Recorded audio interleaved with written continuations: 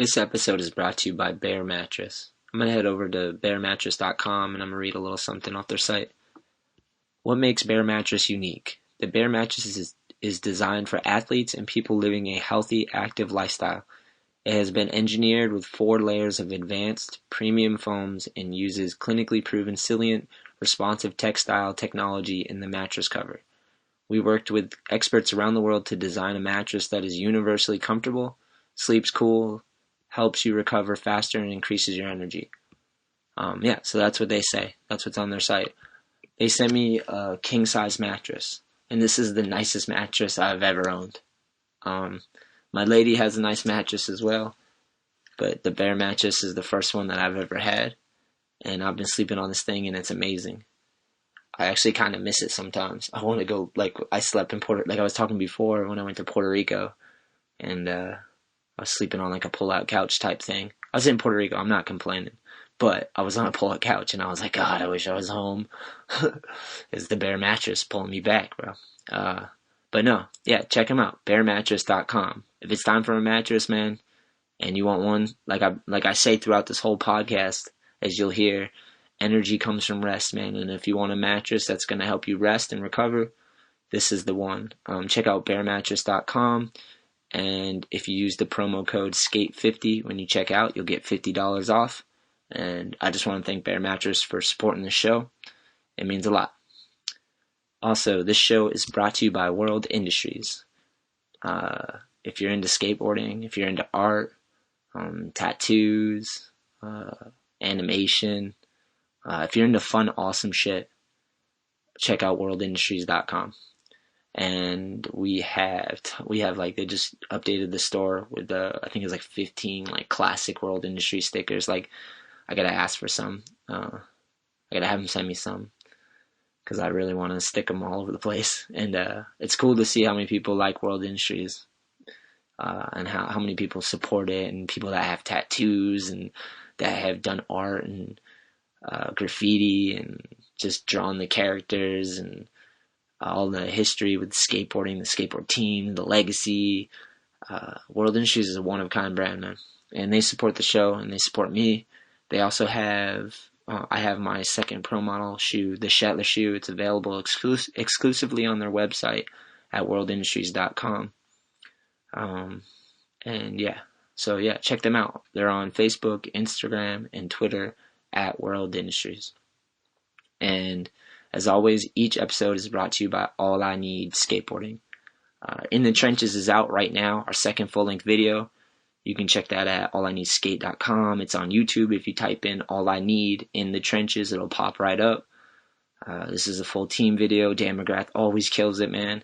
I'm super hyped to be a part of this one. It's our second one, and it just felt right.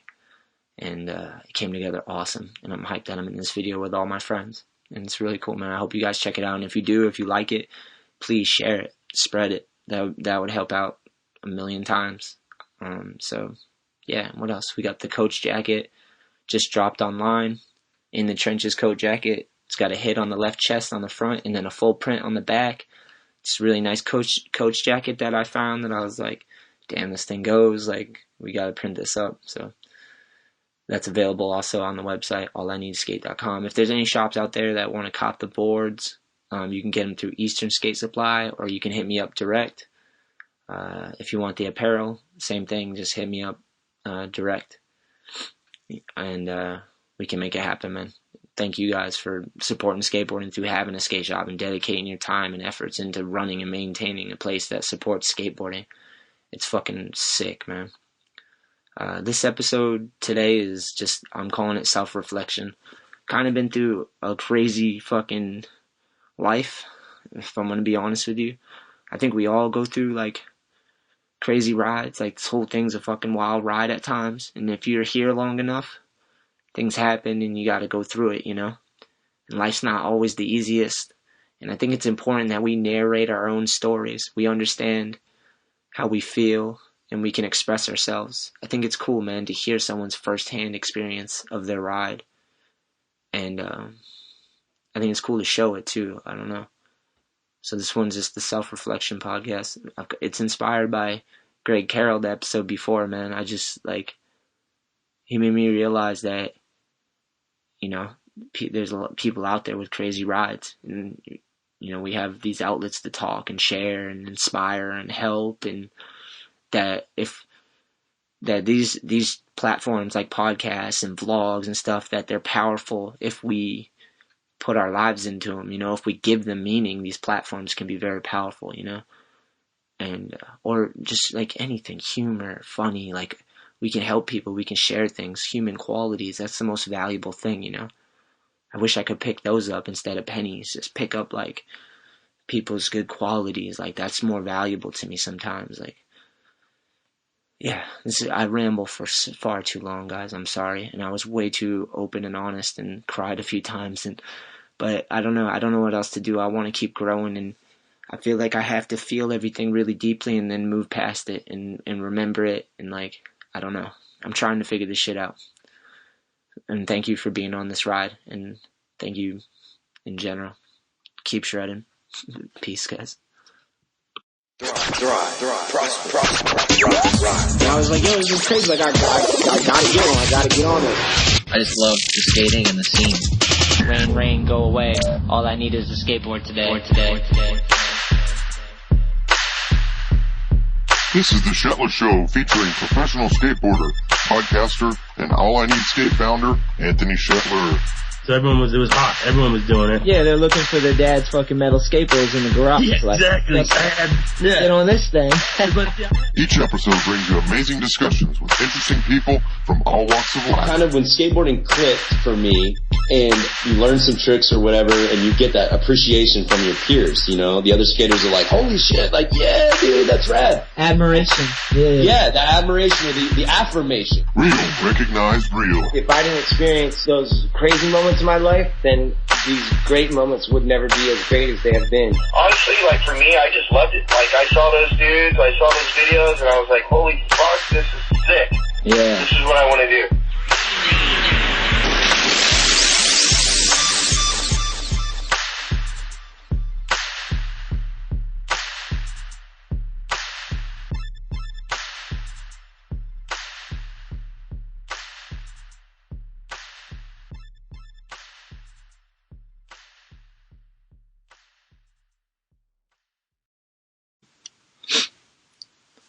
Alright, what's up, everybody? I'm going to title this episode the Self-Reflection Podcast. I just recently started a vlog. If you go to YouTube, I'll actually just pull it up right now. If you go to YouTube and you search, let's see what you can search. That All I Need Life with me, Anthony Shetler. It'll pop up our YouTube channel, our All I Need YouTube channel, which is, I guess so, if you go to YouTube and you find All I Need, that's the YouTube channel, the name. And there's playlists on there. So we have a playlist for the New England Am. So every year we do that contest. There's a playlist in there with those videos. There's a playlist for this podcast on YouTube. And now there's That All I Need Life vlog with Anthony Shetler. And also there's one on there with That All I Need Life with Evan Mansolillo, another rider for All I Need. And a couple of the other riders are going to start vlogging as well. Or I've made it my mission to put out one episode a week on YouTube. I have 2 episodes out right now. Well, technically 3. The first episode I have is my trip to Puerto Rico, which was amazing. My homie Conrad, who's the sales rep for All I Need, he invited me along on a surfing trip because he's also a sales rep for Hyperflex, and he's a team manager too, I believe. And he organized this trip with all these pro surfers to Puerto Rico, and I got to lurk along as a poser because I don't really surf. I've surfed, a handful of times. It was so fun, but I'm a beginner, if even that. You know what I mean? And he invited me along just because he knew there were skate shops out in Puerto Rico and skate parks, and he knew how beautiful it was, and he knew I could meet some owners of skate shops out there in hopes that maybe they'll carry some of the boards. And if we could get boards moving, maybe we can make it like an annual thing. All I Need goes to Puerto Rico and skate all the parks and hit up some street spots and just like make connections and friends. So I went, man, and it was amazing. It was unbelievable. Like, those guys go to so many fucking beaches, like beautiful, beautiful beaches, man. I went to felt like 25 different beaches with no agenda. I didn't have any work. My internet didn't really work, so I couldn't do work anyways. And I just sat there and filmed and edited. Is that how you said that? I edited, whatever, you know what I'm trying to say, on my phone. I just filmed every day, everything I was doing. And it was so cool, man. It's amazing to see people surf, how good they were. They were pro surfers. They had a Flow Trash rider with them too, which they call Grom. That was like the version of Flow Trash. Oh, you guys met Lucas. Lucas was awesome. He was on that trip, and yeah, I don't know. I just needed that. It was unbelievable. I just seeing all those beaches and the water so amazing. It's humbling. I don't know. I'm scared of the ocean in a good way. But so I did that. I don't know. I'm sorry if I ramble, man. But this one's a self-reflection, so we're gonna go deep today. Yeah, and then so from that trip, I met Ben Gravy. Ben Gravy's a pro surfer who loves surfing, and he has a vlog, and it's the Ben Gravy vlog. It's on the Nub TV channel on YouTube. And I was just watching these guys do their vlogs. A couple of them were this other kid, Musty. His name is Jack, I believe. And they're all vlogging. It was so cool, man, just capturing the trip, So I just joined in. I was like, this looks fun. I know how to do this on my phone. I noticed they all had cameras and stuff, and, they had good stuff, GoPros and stuff, which I want to get a GoPro as well. I had one, but the lens got scratched, so I gotta invest in another one.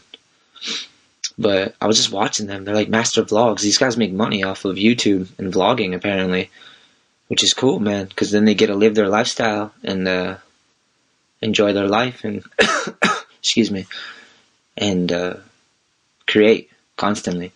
So I was watching them, and I was wonder if I could do this all on my phone. And I was kind of asking myself, I'm why don't they just do this all on their phone? And so I just tried that whole Puerto Rico trip. I was I'm gonna do this on my phone, edit, film, and even upload it to YouTube on my phone. And I did it. It worked. I was surprisingly not that hard. The only problem I was going to run into really was storage space on my phone. But last time I had to buy a new phone, I just got a big one because I was sick of dealing with that, and I figured it's a good investment, So I vlogged that whole trip. I filmed all day, every day.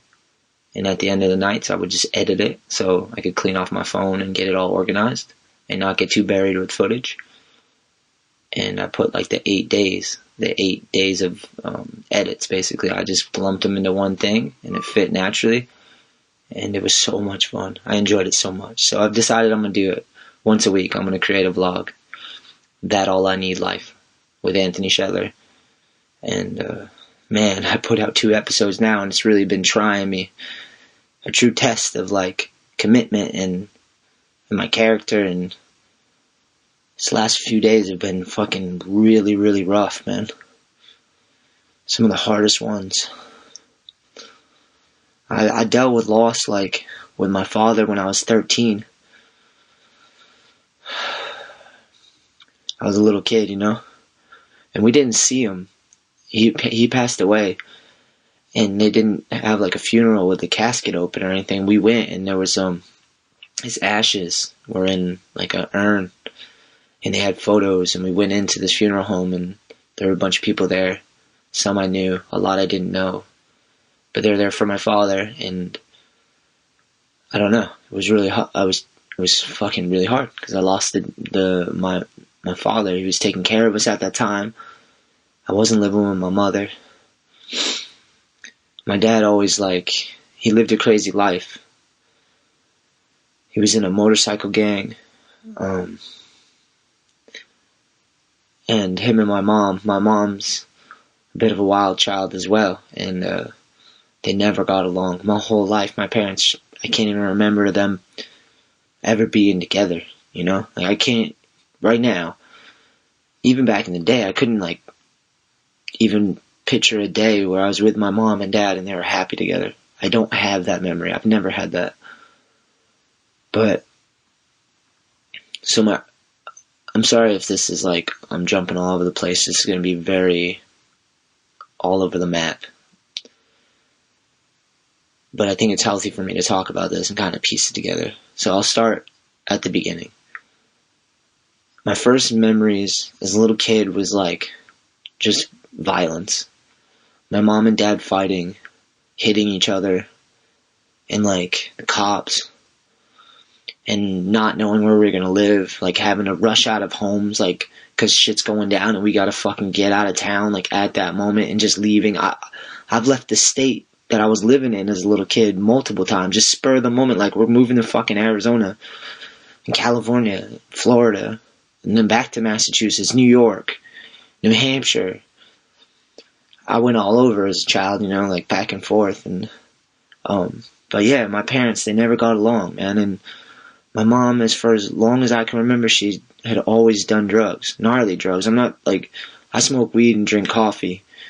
Caffeine's a drug, sugar's a drug, all of it's drug. But my mom, like, she didn't know what drugs were good for her, and she had no moderation and no balance. And so she always, I just remember her always getting fucked up. Like, especially when things would go bad, that's when she'd fall apart and get the most fucked up. So my dad knew this. My dad had his demons too, I'm sure. I was a little kid, you know, so he didn't really show it to me. Which is what I always, like, credited my dad. I was like, you know what, like, he was in a motorcycle gang. He's with my mom who's running wild and showing me all this ugliness. So I knew my dad had shit going on for sure, but to his credit, he never had it around me. Like, I seen them get in fights and hit each other. But, like, when I lived with just my dad, because at a young age, my dad kidnapped me and my sister and my brother. My sister Leah and my brother Sammy. We were living with my mom in Massachusetts, and, you know, the courts always gave us to my mom. Because my dad was in a motorcycle gang, so it's easier to go, he's in a motorcycle gang, and my dad would say she's on drugs, and it's easier to prove that he's in a motorcycle gang. So we ended up with my mom. And my mom, I love her. I'm not trying to bash her at all. Like, I love my mom. I've always loved my mom. But she just did gnarly drugs, man, and was lost. And she never, like, when we lived with her, literally, I had to live in the streets with my mom, and we've lived in projects, like, we lived in other people's houses that were just took my mom in and us. She's a lady with kids, you know? I have five siblings.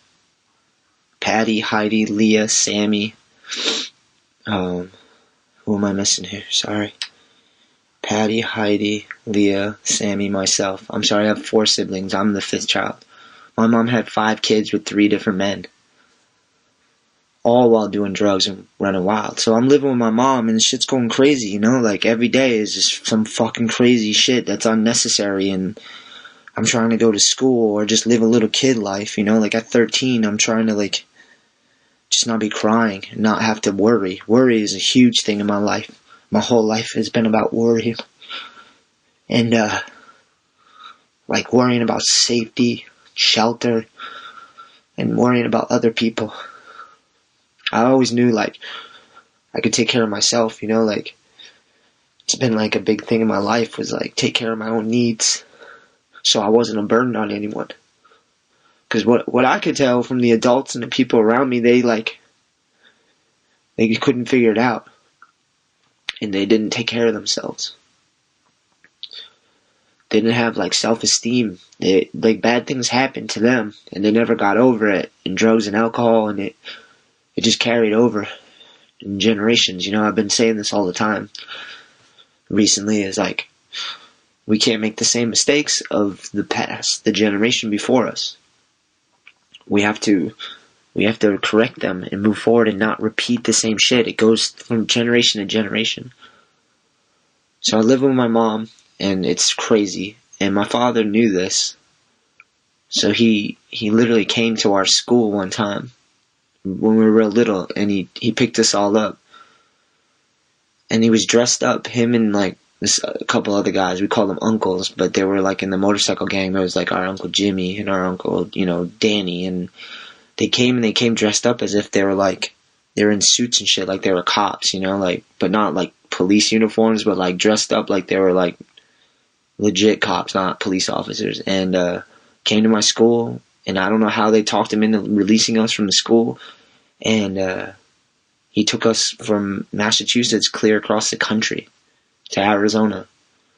And he did this because he knew my mom was fucking wild. He knew like the shit we were living in and we were experiencing. And I moved to Arizona at a real young age. I was like 8, 9 maybe. It's hard to remember this shit because, I don't know, when you deal with trauma at a young age again and again and again, it's hard to hold on to memories and timelines, and it's hard to be in the moment and be there the whole fucking time.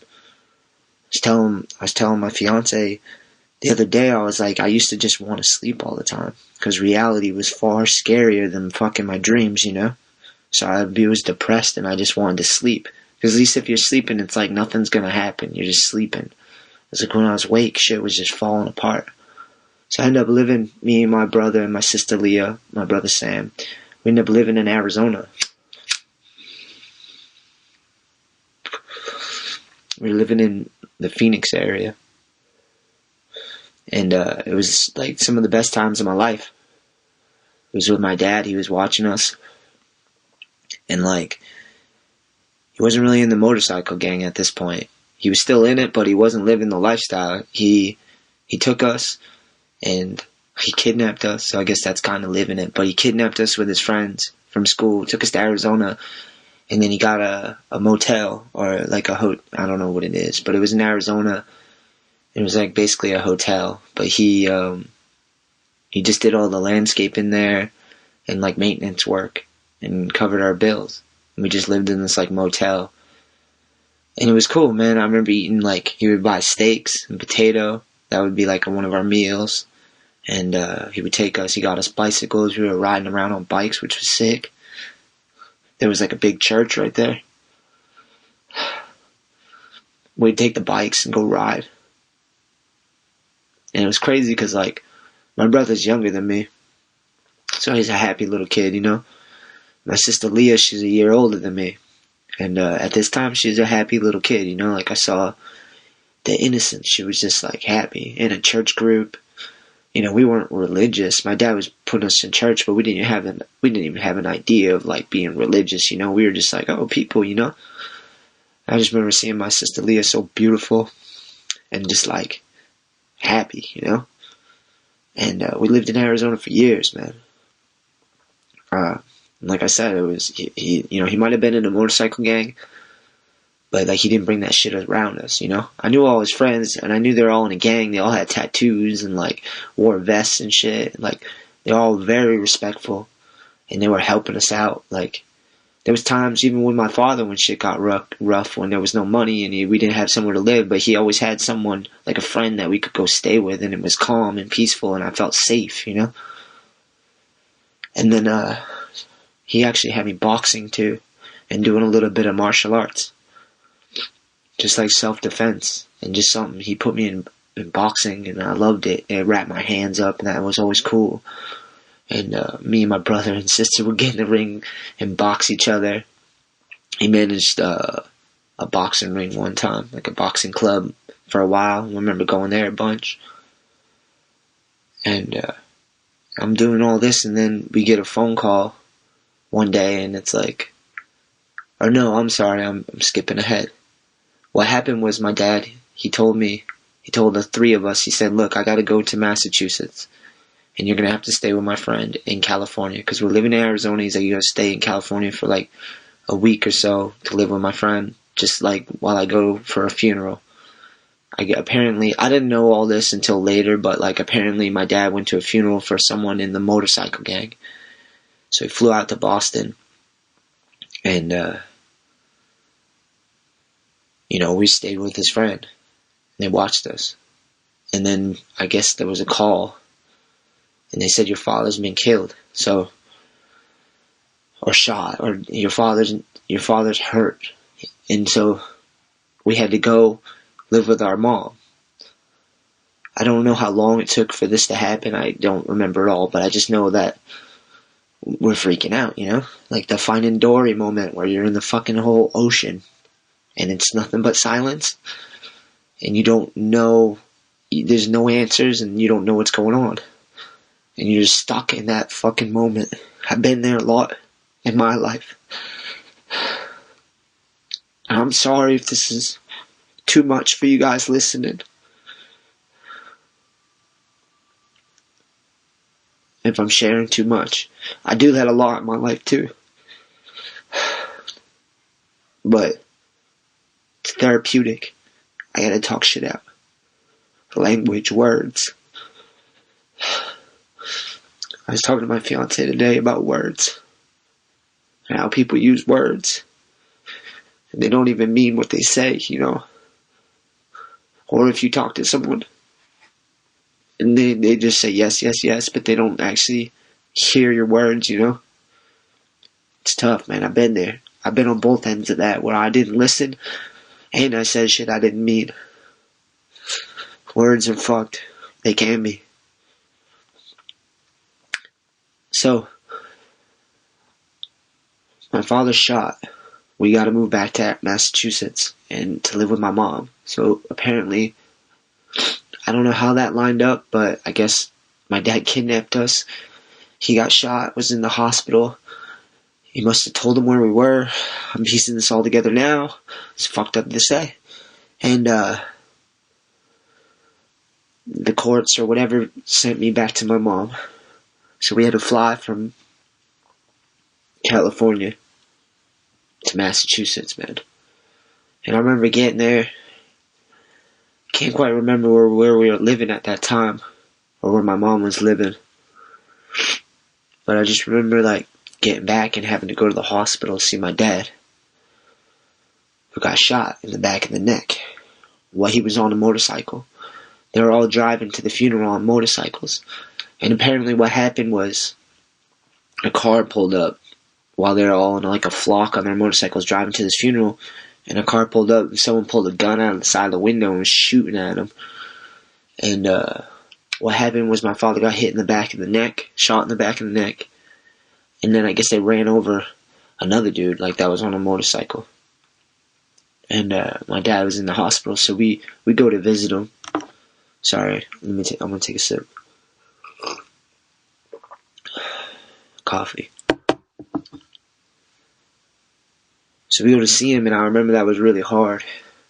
Cause like my dad was he was really into activities, you know, he took us hiking in Arizona.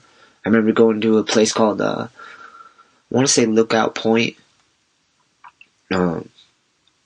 But you just hike trails. It was so cool, man, as a little kid to like be around the desert and like flipping rocks, finding scorpions and like seeing lizards and shit, cactuses, and just like the desert's a trip too when you're out there, man. It feels like out of space.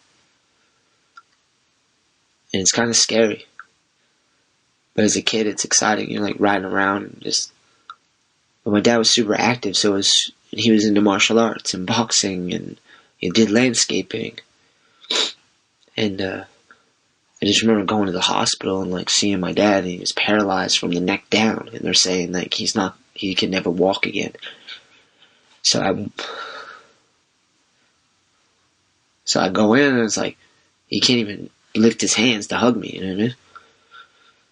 Which is like, that makes me cry. That made me cry like harder than anything, you know? And they say they never could walk again either.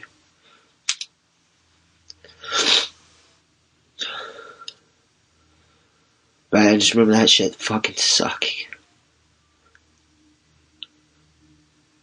And my sister Leah fell apart. You know? Because we had been with my mom and had all this uncertainty and drama and violence, and then to have your dad, like, the safety net, you know? He took us for years and, like, helped us. Kinda got us back to normal.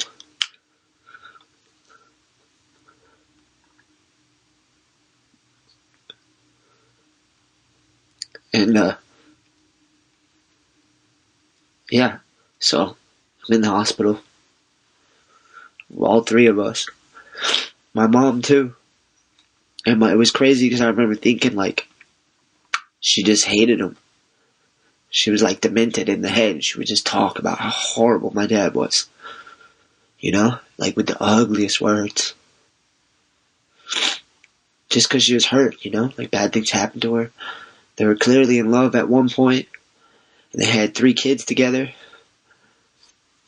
And sometimes that goes wrong. And there's like those deep emotions turn into deeper emotions. But not with like love. But with like anger and hate. Resentment.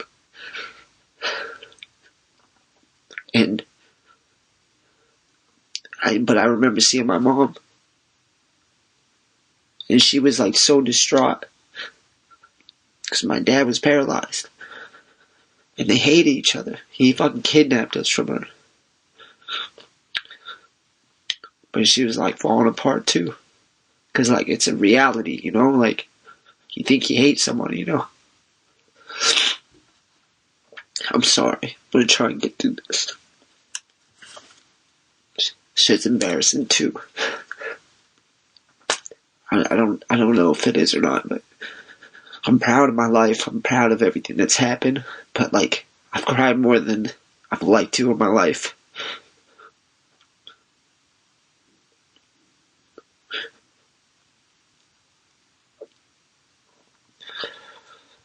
And so I don't know. Shit fucked me up. Just seeing my mom like just so resentful and hateful, and then switch it, you know, when something really crazy happens, when earth-shattering reality happens, when someone is paralyzed for life and shot. All that feeling of resentment, I can't. And yeah, so that happened, and then the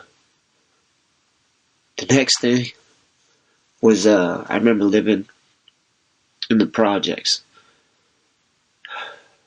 Well, I lived in a lot of places. I lived in a trailer park in New Hampshire. That was pretty wild. That's where I found skateboarding. That's where I met my homie Dale. What up, Dale? Dale seen me cry.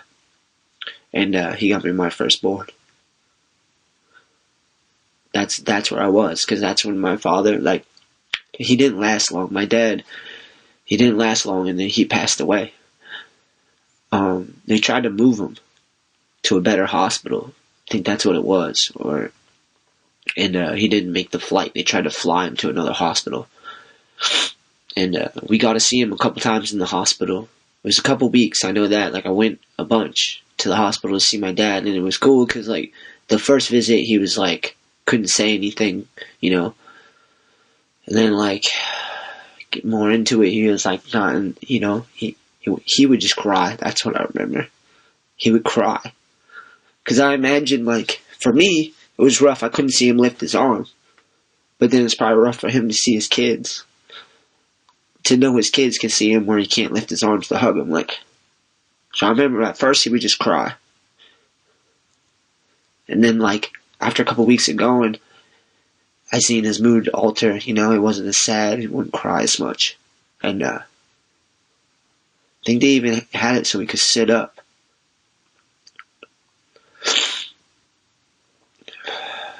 It was crazy too, because like my dad always had a beard. He was always in shape, lifting weights, and like always had like, I was like my Hulk Hogan, you know, but like with skills. I don't know if Hulk Hogan, maybe I guess he does. He wrestles, but like, so like, but it was weird because his body, like from sitting and stuff and not moving, his body got real skinny. Muscle mass. He must have lost a lot of muscle mass, you know. He had a hole in his neck. But I remember he shaved his beard. Sorry, I know I do that on the podcast. I know all the people I interview, I know I like interrupt sometimes, or I derail their line of subject. It's just my thoughts are so sporadic. I've been working on it though. I feel like I'm getting better.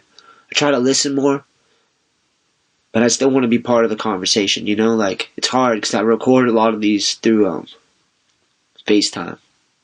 And sometimes the internet connection's a little off, you know? But the ones in person, and sometimes the internet connection works beautiful through FaceTime. Those ones are like, you really connect, and I don't feel like I'm ruining the conversation, but kind of lost my train of thought there. But I appreciate you guys listening. Even like, I can't believe this whole experiment with this podcast. It's been unbelievable for me. I'm so grateful. But yeah, so my dad always had a beard. That's what it was. And they shaved it every day, you know? So he was like getting skinnier, and he'd have this beard. It was just weird to see my dad like weak. I'd never seen that before. It was always my dad, my father. I'm saying dad now. It was funny. I had a moment with him. We all did, all three, me, Leah, and Sammy, where we asked him if he wanted to be called dad or father, and he said father because it sounded more respectful. That was his reasoning.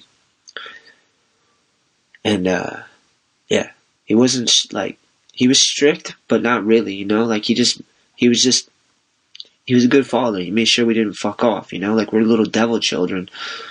With the freedom of living with my mom and the projects and crazy places and uncertainty, you have these crazy unchecked emotions, so as little kids, you're just like fucking bouncing off of walls, and our depths of our emotion were so fucking wild.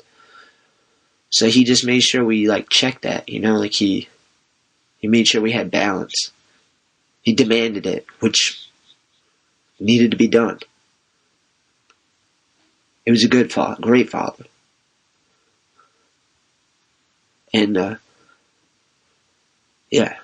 So I moved to New Hampshire. I'm living in a trailer park in New Hampshire with my family. My sister Heidi and Patty, they're stepsisters, because my mom had 5 kids with 3 different men. But all of us were living in this trailer. The 5 kids and my mom. Patty, I think, ended up having to leave and go live with one of her families because shit got so bad, and one of her friends like took her in. So she just stayed with like, I know Heidi did that too at one point.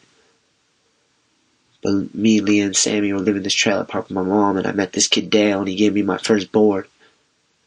I don't even know what I was doing, man. I was like 13, so I was a little kid, but I know I was already like fooling around with girls. I was in a trailer park messing around with girls. And then I found skateboarding, and Dale, he was like cool as hell. First day I met him, he was just like, dude, he was doing skating, and I was so like, what is this? I didn't even know you could do tricks. I didn't even have a clue that you could do an ollie. I just thought you rode on your ass and like, whatever, or tried to stand on and balance, you know? And he's doing like, I think he was doing a kickflip. I was thinking Mark Johnson, because he was telling like, Cliff Kaufman could do a kickflip. Shit. Like at that moment, you know what I mean? Like in Modus Operandi. It was like that. Like it blew my fucking mind when I was like, holy shit. Like it's not just like you can do shit. You can flip and manipulate this thing and like create something, you know. And like from that second on, he was like my best friend. I think because he saw that and he knew how fun skating was and he got me a board. He asked me to sleep over his house that night, the first day I met him. I was like, yeah, hell yeah. His house was like his family's house. We're little kids, you know. And his poor mom. Dale like brought home like street trash. I mean, they had their issues too, you know. They went through a lot of struggles and shit, you know. But I for sure was a dirty ass kid. I fucking always offer welfare, whatever disability, whatever, you know, my mom could get, and fucking clothes like fucking hanging off my body with holes and dirty. Didn't ever have laundry, you know what I mean? Like, just a dirty ass kid. Literally brought me home. His poor mom probably was like, what the fuck? And, but they were nice to me. They took me in. They fed me, hung out with me.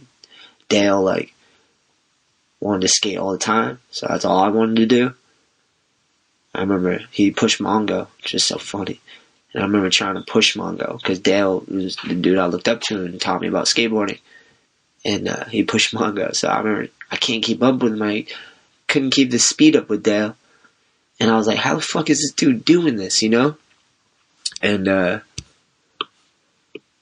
I just started copying him, trying to push Mongo, because I was like, maybe that's why he's pushing like that, so maybe he gets more speed that way, or whatever, more muscle, like. It didn't work. I tried. I pushed Mongo for like, I don't know how long. Whenever we'd have a long skate, because we used to skate places, you know what I mean? We didn't drive. We were this little kid. We just skated. Like, we skated like miles to skate more, and then skate miles back. I miss that, actually. It's exhausting, though. If you're gonna try to film a clip, skating everywhere, and you like, if you're gonna try and like do something that's a little out of your comfort zone, and gonna shock your adrenaline a little bit, you know, skate all the way there, and then try to do battle, and then skate back is like too much. But as a little kid, we were just skating through the cities, through the towns, and like trailer parks, skating everywhere, to getting tricks, skating, like, getting tricks, I just mean doing them, not even filming at this time, just skating. Go to gas stations, set up DIYs, pieces of wood and shit, like, we had little spots, and more people started skating, it was crazy, it was just like 2-3 people, and then like 6-7 people just started showing up skating, we're like, what the fuck, they're just, now that we got a spot, we found like, the Getty station was a spot, it was a gas station, and we set up like makeshift ramps, and it was just a place for people to meet up to like get into skating, basically.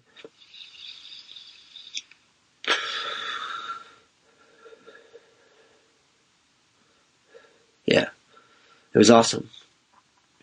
That's when I really fell in love with skating. Dale had all the videos. Yeah, he always had the clothes and shoes too. Like, he was looking through the CCS catalog and like get new stuff, and I'd get his hand-me-downs. Even his shoes, and they were way too big for me, man. Like, I'm a 9 now. I bet Dale's probably a 12 or 11.5 or something. I remember skating his old Sal's. Sal's 23, the baby blues. And they were so fucking big, but I didn't give a fuck. Had like clown shoes on. I remember being embarrassed in school about the way I was, like, my like appearance, like my clothes. I was embarrassed about. Even like, sometimes I didn't have showers, you know, like, disgusting, like, in school. And then my emotions, the way I acted, talked to people, because I was fucking hurt. I tried not to be a burden on anyone, but there was like other kids in there that are just fucking ruthless, you know. I had a problem like with that shit, and now I had a temper, you know. So I get in fights. School was fights. And sleeping. I slept a lot. I liked school. I like learning. I love learning. That's all I try to do nowadays.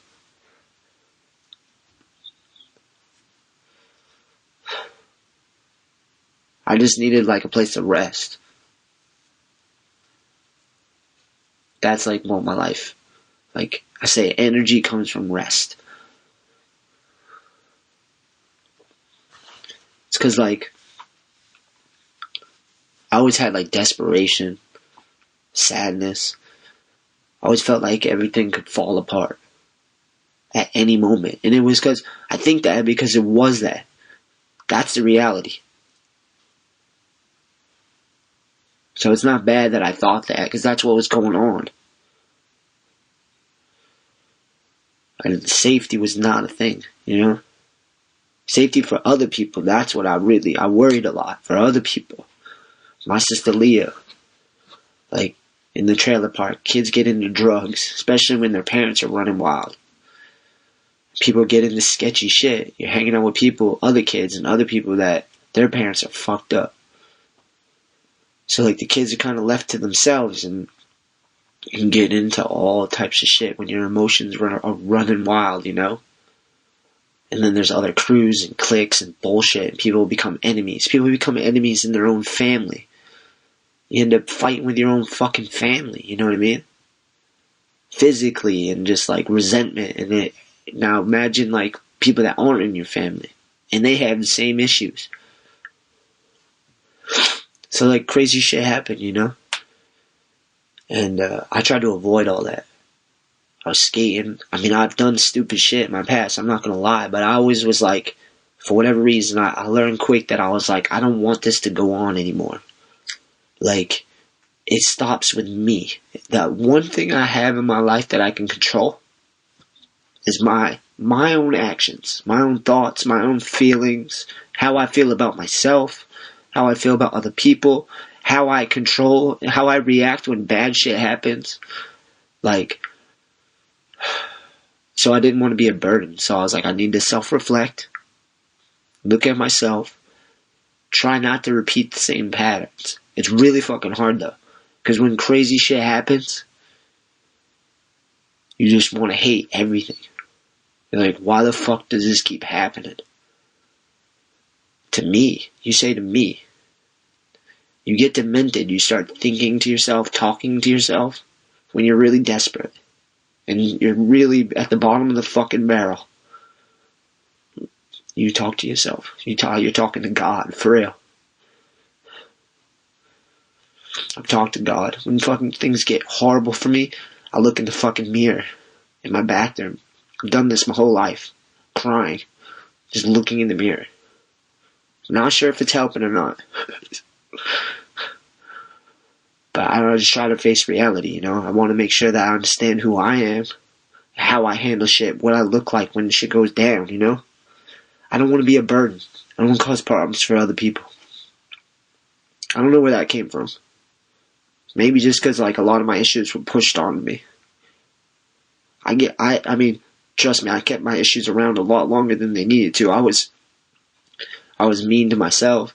No self-respect. No self-esteem. Because I'm looking at myself and I just, like, am an emotional wreck and I'm yelling at myself and I'm like...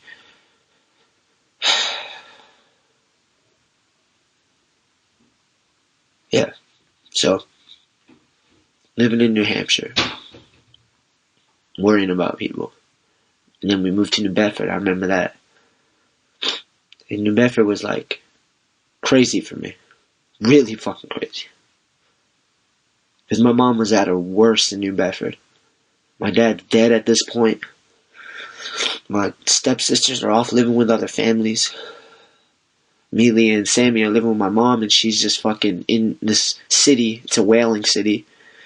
Like Moby Dick is from the New Bedford area. Like the whole story.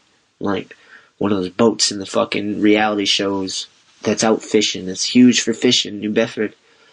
And when we lived here, there's all these bars right off where the docks are. And they're just full of people doing drugs and sketchiness and whatever.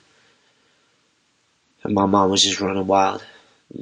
My dad's dead and she's not taking care of us. We're in the projects. She disappeared for like days on end. Like I remember as a little kid having to go, because we lived directly across the street from the projects in this house, 187 Newton Street. It was like right across. You walk across the street, there it is. And I remember there's times when my mom would be missing and it's like 3, 4 in the morning. And like we knew something sketchy's going on and like I had to like go across the street into the projects in the rain. This happened more than once too. And I'm knocking on doors just saying, have you seen my mom? You know what I mean? Like, and there was other times where we had a basement as well in this house. And my mom had this guy, Lionel, or I don't fucking remember his name, but they would go in the basement and do drugs. And I remember they would do that and I would come home and I'd freak the fuck out, you know? Because I knew what they were doing. That was like the hardest part. So, one second.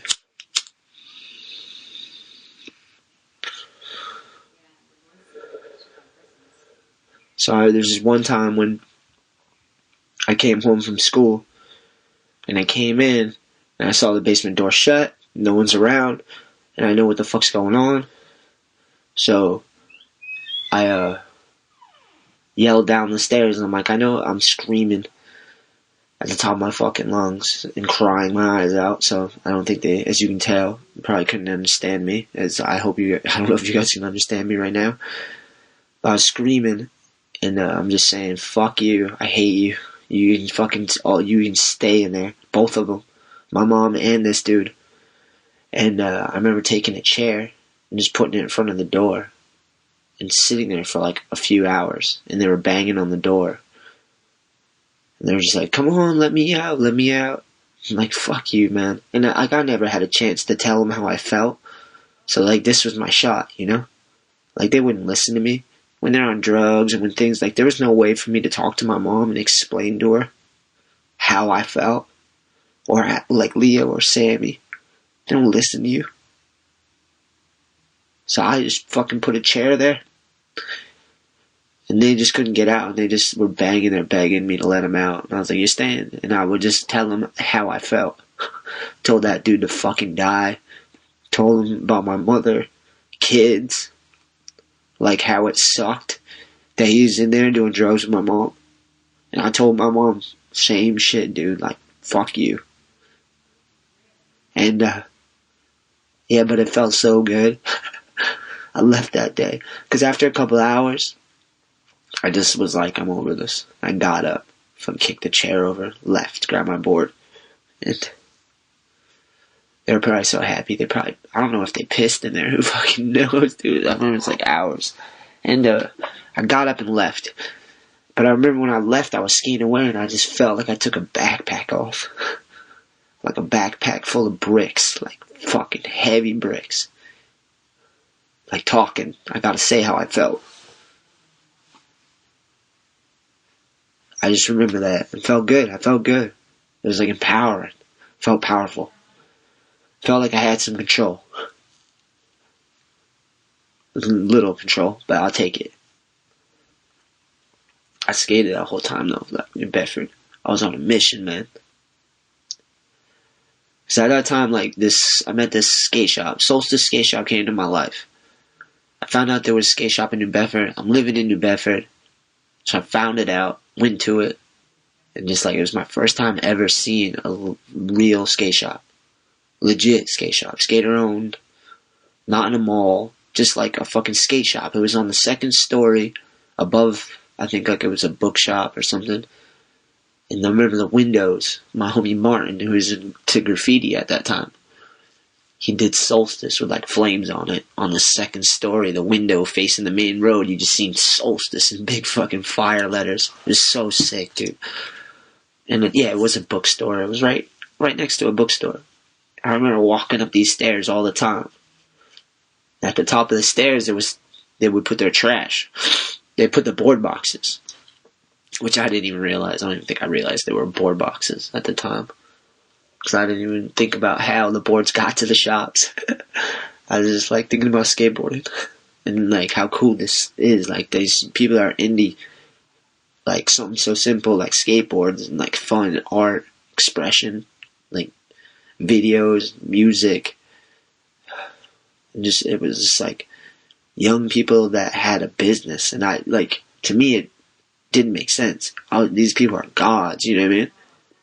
And I remember going up and these board boxes are outside the door and they had all these old shoes that were torn up and shit and boards, and I used to just scavenge through there and take shit because I never had money. I just wanted to skate all the time. I didn't have money. I did get jobs. Like I remember I had a paper route in New Bedford where it was in the projects though, in the paper route, so I was trying to get money from people in the projects once a week. I think it was like $3, maybe $5 or something. Chasing these people down, going back 4 times a day. The old people always just paid up though, and it was cool. They would hide it on their porch, like tell me a spot, and I could just bam. That job didn't last though, because I remember I had a chance to go on a skate trip or something, and I asked my brother to like cover it for me, and I don't think he wanted to do it, so I think he just ditched the newspapers or something. Shit. I can't even blame him, dude. I don't know how I did it. It was so intimidating. But the money was nice. So I did have some money. I did dishwashing jobs too. I had multiple dishwashing jobs where I just cleaned dishes. I don't mind that. Suck getting all wet for hours and like standing all day and like kind of backbreaking. It's hard work to wash dishes, you know? In a fast-paced restaurant and just with emotions and fucked upness and just with life on top of you, washing dishes is a hard job, you know? I had a couple of those jobs. But I would just scour through this trash. This was earlier, before the jobs. I would go through the boxes and get shoes and boards, and it would just get me through. And I think they knew I was doing it. It was their trash, so I don't know how mad they would be at it. But I met Jay. Jay is like one of the owners of Solstice. It was Jay, Grandison, Martin. I don't know who really owned what or who came up with what, but I just know the people that were involved. Ryan Harrington. There's a lot of people. Owen. I'm not going to remember everybody, but I'll remember you all. Emmett, but I can't go through the whole list. But there's just this Solstice crew of people. Nuno, fuck yeah. So many people. And they're just young people. And they're part of the Solstice crew. And I thought that was so sick. They're on the team. They're making skate videos. They had premieres. They're inviting skate teams by and doing demos. They had a team that was like the coolest shit. The Solstice team. You want to ride for the Solstice team because they're the dudes, you know? It was sick, man. And they were cool to me. Fucking really cool to me. I think just because all I wanted to do was skate, so it was like my escape. I didn't have to deal with crazy people. Like, all I could do was skate, try to be happy, you know, to a fault. But yeah, I love that place. New Bedford is like, that's why it's so hard for me, because like my mom was at her worst, but then I'm getting introduced to the fucking thing that saved my life, you know what I mean? And the community and the people and like learning about all this shit for the first time. Just like creativity and passion and dedication and cooperation and doing it together, you know, as a collection. It was sick, man. It meant a lot to me. I'm trying to think where to go from here. I got sponsored. I remember JV introduced me to Steve Rodriguez from Fibro because they did demos around here, and Jay, I think, helped link that up where I could get boards from Steve. I remember sending out sponsor me tapes. I remember finding a filmer, anyone with a camera, like, let's film, let's spend. I was so excited to like film and try to film a video part and show people what I could do. Because like to me, every trick was amazing. Like I'm like, this is awesome.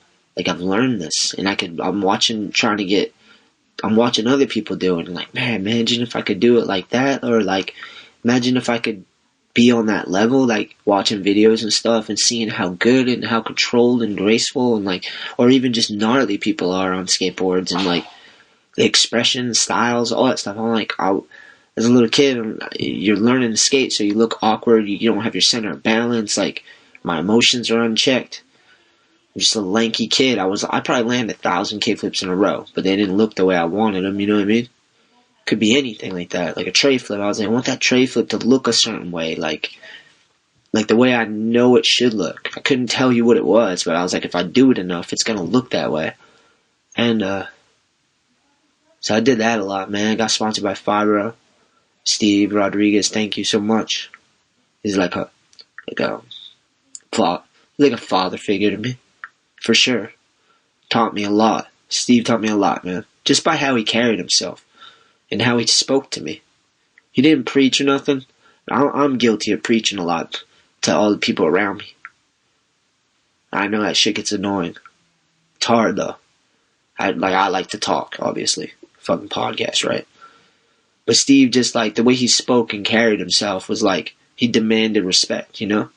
So I owe that man a lot. He took me from the projects to Japan, literally sponsored me, took me to Japan. That was a trip, leaving the States, you know what I mean? Like, fuck. I don't even know if I knew like how big of a deal that was while it was happening. I was just caught up in like overexcitement. I remember being hurt a lot too, because I was overexcited. And I would just get overexcited. Too excited. So I never do that good in contests either. I'm too excited. Just like skate too hard, too fast. Like I used to do that all the time. Or skate too much. Not rest enough. So I'd always be injured. That's like the real thing. And it would be something I could heal, you know, but I just keep it going because I didn't let it rest. It happens with my thoughts too as well. I think a lot of us, not just me, but I can really only speak for my life. Like, I've been saying this a lot. It's important to know our narratives. To have this experience in life right now, it has to be a first-hand experience. And you should be able to tell your story. Like, we have to narrate our own stories. We don't have to, but I enjoy it. There's something about it, understanding it as you go along and learning, and it's nice to have to tell your story. It's nice to be able to tell your story about your life, because you're the one who feels it and experiences it. So if you find the words, you should use them. Everyone. I just feel it's really important for us to narrate our own stories of our lives. Maybe film it, show it. I don't know. To me, that seems amazing. We have this technology, and everyone's story is different or unique, or they're the same, and you can relate. For real. Like, talking has helped me learn that there's other people out there that's been in crazy shit like me. Or meeting people that come from good family, or meeting a good father, or seeing, like, the heights that people can reach in class, and I don't mean, like, separation of class, but I just mean, like, being classy, having characters, quality, having, like, characteristics, strong ones, and understanding them, and building that through generation to generation, and passing it down, and being survivors, and to move past that, transcend those, and have the next generation be better off, and just meeting people that have done that and been there, and people on the opposite and the bottom. Like, I've been at the bottom. I know how it feels to be the worst and to hate things, like hate life. I've hated life. I've been resentful at life and not want to not be here. Been fully depressed for long portions of my life. Fibro, and then I got a chance to ride for Birdhouse, which is owned by Tony Hawk and this legendary skateboard company. Had like Jim Greco and Andrew Reynolds on it at the time. Who else was on Birdhouse? Was Jim Greco on Birdhouse? I feel like he was for some reason. But just seeing like the end was like a gnarly video. Jeff Lenosi. It was sick, dude. Birdhouse was a sick video. Video and brand. And Tony Hawk, obviously. Like, goddamn, it's so sick. And Donnie Barley was riding for them at the time, and he hit me up and was like, hey, they're looking for an AM. And he had me in mind. Donnie had me in mind. Good looks, Donnie. For real, dude. I don't know what you had. I don't know why you picked me or whatever, but for real, fucking sick. I gotta go to Birdhouse. I moved to California. I had to leave my family, but seriously, my family was all over the place. Sammy was living with my sister Heidi at that time, because Heidi had her shit together, because she was living with another family, so she had a chance to get her shit together. My father had Social Security money, we had Social Security money coming in because my father's death, so my sister would get that money, and she'd pay the bills. I lived with her for a while. Sammy and I were living with her. Leah, I'm not sure where Leah was. Leah might have been on her own at this time. We're older at this point. It's like 18 for me. She's a little older. But yeah, so I had a chance to move to California. Got a Birdhouse apartment. It was like me, Sean Eaton, Matt Ball, Brandon Westgate, Seamus Deegan. I don't know who I'm missing. John Goman. It was sick, dude. We had a sick crew at Birdhouse for sure. Aaron Susky. And we just had a skater house though. It was wild as in Long Beach. This is like, I went to Long Beach recently and they got Cherry Park popping. It's like a full skate spot. This is earlier than that, you know? Like, I don't even think Cherry Park had a skate park then. It was just, we skated around the streets and shit. I remember going to Westminster Skate Park a lot. Met Brian Sumner. Sumner let me live with him, actually. Brian Sumner let me live with him for the first month or two that I got to Cali because it wasn't situated just yet. And that was cool, man, because Brian's quite the individual, and he's a unique individual, which is fresh, which is nice, breath of fresh air, you know. He's from England as well, so he had a sick accent, and he's very honest and open too. I liked Brian a lot. He was super cool to me, and he let me live with him for a little bit, which was sick. And I was tripping because these dudes are the dudes I've seen in videos. You know what I mean? Like, Brian wasn't even really real to me. He was like a action figure, I guess.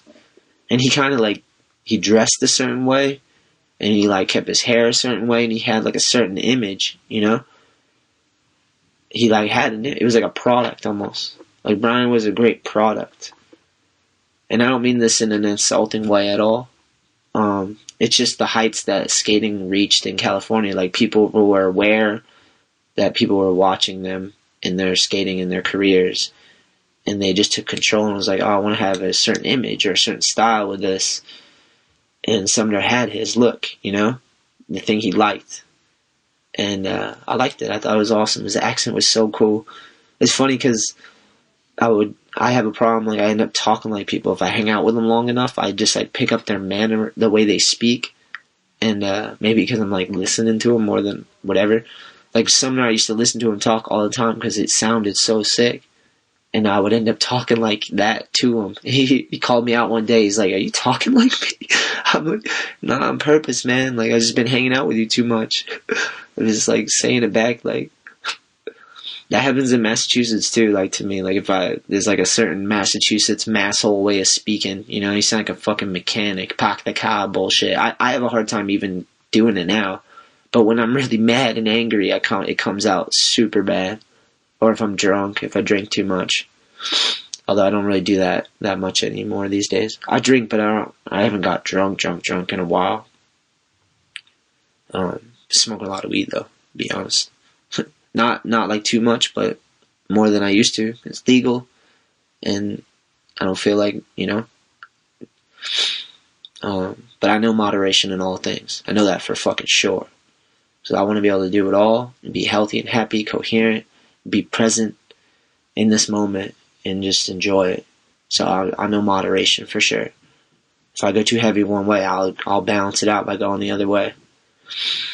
I don't like to be stuck in one way too much, like one perception. That's the right word, I don't know. But, yeah, so I got to travel with Tony Hawk. That was so sick, man. I went around the world. We went to Portugal and Spain, and we did the Gumball 3000 rally where millionaires take their cars through Spain, through Europe, and they go party to party to party. I met that dude, Adrian what's his name? No, Adrian Brody, maybe, from the Pianist. He's got like the act to do with the nose. And I just we were on Tony Hawk's like entourage, basically, which was sick, man. It was cool. I remember going to a demo for Raytheon missile. I believe they're missile defense. They make missiles for the United States Army, and we did a demo. Tony Hawk and the Birdhouse team flew in on like little single engine planes to the camp where the families, or somewhere in California, where the families of the soldiers basically lived, and we put on a skate demo for them, and that was so cool. We got paid just to be there. I think we got paid each got paid like $1,500 just to go this day, fly in. Oh, we checked out all the missiles too. I remember how crazy that was. There was like missiles, which makes me fucking sad, but there's like missiles with cameras in the tips, and you can like drive them like video games, and like, I mean, the technology is amazing. It's just a misuse of power and force. I can't get into that right now. And I'm not condemning it either. I'm just saying, like, can't get into that whole politics and power struggle and violence and genocide. That whole fucking thing is a lot right now. But trying to stick to the point with my story. It was awesome. I do demos. That was crazy. Meeting Jeremy Klein was crazy. He was a fucking asshole. Sorry, Jeremy. Fucking love that guy. His style, the way he skates, like his personality, the video games, the art, like, god damn. But he's such a dick to me. Which makes me like him more. Is that weird? Because I was like a kooky kid. I was overexcited, kind of rigid. This guy's this like creative, awesome person. He's kind of an asshole. He was nice to me. I'm not trying to, like, but I just remember that's, like, my experience, you know? But I was always hyped on Jeremy Klein. it's funny because, like, I didn't really even know his history. Like, people love Jeremy Klein, you know? Like, I don't even know any of that, really. I just know that what I saw, which was, like, hookups and doing all the art stuff and seeing his house with all the video games he collects and, like, then I did watch the video parts. I always go back and watch video parts and see him and, like, and I did see him in videos and I knew the name and all that, you know? It was pretty sick. Like, but yeah, I don't know. Just shit like that was really cool. It was my first time seeing how boards, like, people use Illustrator and Photoshop and how people had offices with sales and, like, just seeing a skateboard company in a building. There's other brands in there too. It's called Blitz Distribution. I don't know if they're still around, but it was like Birdhouse, Baker, Just Live, I think, was out of there. There's a few brands, hookups. It was a guy, Per Willander. He was running Blitz at that time. So it was cool, man. I just got to see, like, how people did it. How people were, like, built the offices, had all the pieces to make the brand work, how to travel and demos, and I got to go to Tony Hawk's house, skate at a skate park, and just meet his family. And, yeah, it was so cool, man. It was quite the experience, and it's because of Donnie Barley, so thank you, Donnie. I don't know why you picked me or whatever, reached out, but for whatever reason, dude, thank you so much, because that was amazing. And then I had a chance to ride for Zoo York, which was meant to go back home, because I was living in Cali, and I don't know, I missed the people. As fucked up as, like, I don't mean to talk bad about anybody back here or my family. I'm not trying to do that at all, because I deeply love everyone out here. Even the people in the projects and the ugly people that, like, we all have issues. I know we're all broken, you know? Like, I know we've hurt each other again and again. Like, I miss them. I miss these people. I worried about them constantly. The whole time I was in Cali, like, my mom would be calling me or my sister, and they'd be, like, freaking out, crying, and, like, the fucking wheels had fell off the car, basically, you know? Like, those moments in life. Like, where's mom? Fucking this happened. Where's Leah? She got hit in the head with a fucking lead pipe and has staples in her head. That type of shit. Where you're like, what? And I'm just like, so it was hard for me to, like, keep my emotions in my thoughts. I couldn't even call home after a while, because I'm like, it's always something horrible. It's never good news. My family became comfortable with, like, relating on that shit, you know? And then I just wasn't comfortable with relating on bad shit and trauma all the time. Like, that's not how I talk to people. I don't want to, like, revel in pain together. Like, misery loves company type shit. So it was even hard for me to call home, you know? And now every time I did, it's crazy. So I was just like, I gotta go home. And I got a chance to ride for Zoo York. My homie Seamus Deegan. What up, Seamus? We've had our ups and downs, man, but I miss you, man. I hope you're healthy and happy. And I know you are. You work hard. And I know your heart's good, man. So I'm not worried. But I just want to say hi. And he worked out a deal for me, Seamus. Seamus would move from Birdhouse, because he is team manager, to Zoo York. So he'd be the team manager of Zoo York. It'd be me, Susky, Brandon Westgate coming over from Birdhouse to Zoo York. And we did that. And we were all getting a paycheck and riding for Zoo York. And Zoo York traveled a lot. They had video vlogs. RB O'Malley, what up, homie? Great filmer, great editor. Been doing it for a long fucking time. And just years deep of video. They call them podcasts, video podcasts, which is funny. I think of that now. But yeah, so we went and did that. We traveled the world, man. That was weird. That was a weird experience. I'm not gonna lie. Cause, like, my homie Zared was skating for them at the time. Zared's from Cape Cod, Mass, Chatham. We knew each other prior, you know, Skaters Island days and whatnot. Donnie, oh yeah, Donnie too. Donnie went. Maybe that was another Donnie connection. I don't know. Donnie. So we all went with Donnie, I guess. I don't even remember, dude. I'm sorry. But, or Seamus worked it out with Donnie. I don't know. But we all end up on Zoo York. Travel the world, dude. I remember we went all over the fucking place. Germany, God, there's so many. China twice. The video vlogs are out there with me in them. It's sick, man. But it was a weird dynamics because there was already a team on Z York, and then like all these dudes came over. It was just a weird like confusion. I don't know. It got weird on some of those trips. I remember like Zared and Westgate got into a fight. Like I don't even know what it was. I think it's just a lot of money and egos and alcohol and traveling all the time and just I don't know. But it got crazy. Like Matt Miller was there, Ron Diley, me, KT the God. What up, Kevin? Kevin Taylor, Forrest Kirby. What up, Forrest? Trying to get these guys on the podcast for sure. These guys are like legends to me as well. Forrest Kirby and KT kill it on their skateboard. Timeless, classic. Such good style, both of them. And they're so different. But I love it both. Forrest was like one that really impressed me because he skated like Eric Costin. I had never seen anyone skate like Costin. Like control and just have that like can do anything on a skateboard. Like I seen it, but I hadn't seen it. I don't know. I saw it in Forrest is what I'm saying. He could do everything, switch, regular, so much control and finesse. Like it seemed like he could just do whatever he wanted, whenever he wanted. He'd work for shit. Don't get me wrong, but like I don't know. He's just next level to me in my mind. And obviously KT the style, just like the trick selection.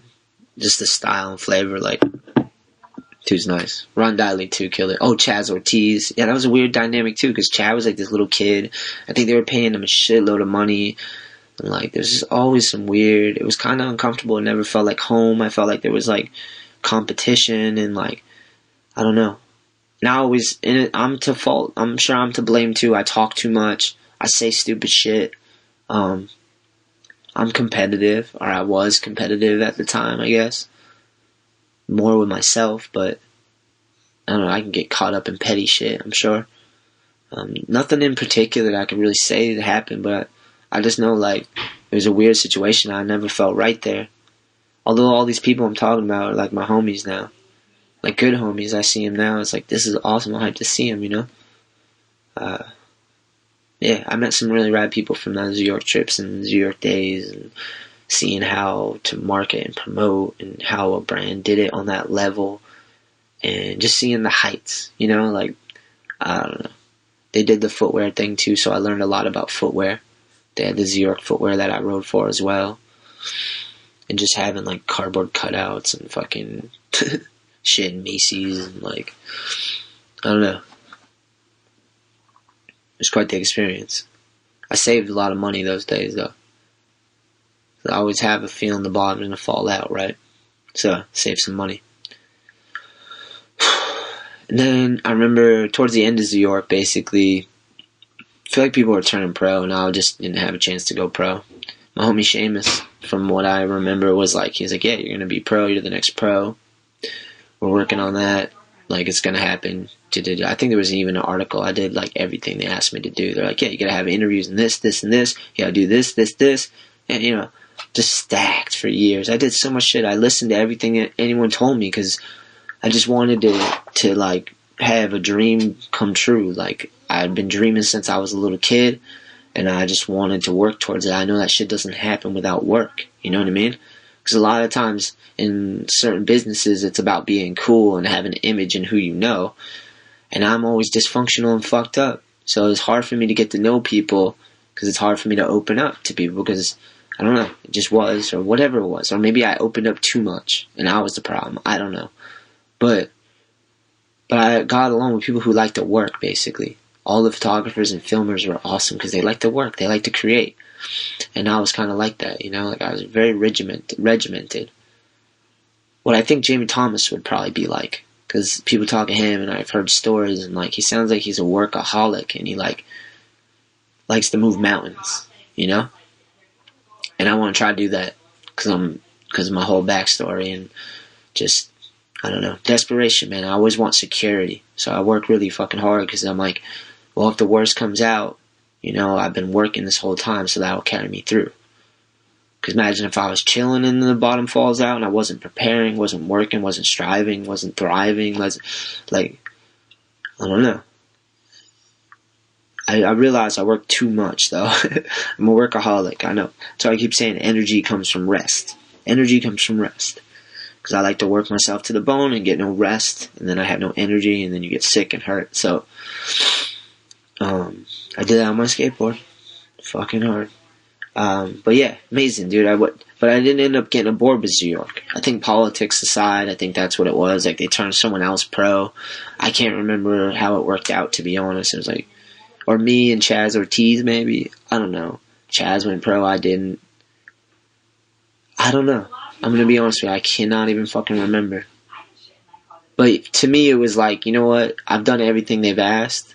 And, like, I'm super proud of what I've done, you know? And created. And, like, the video parts and all the traveling. And, like, I was part of it, you know? I'm working towards it. And so it didn't work. But I think Seamus might have hit up the homies at World. I think that's how that worked out. Because my homie Charlie Thomas and RP Best. What up, guys?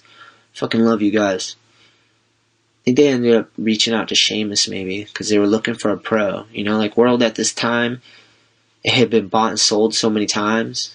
And it wasn't, you know, what World was. And people owned it and they were trying to figure it out. Whoever owned it was trying to figure out how to run it like a business and make money. And they employed RP and Charlie, so they must have been doing the right thing, you know? Like, RP and Charlie are both fucking lifelong skateboarders who love skating and have it in their best interest.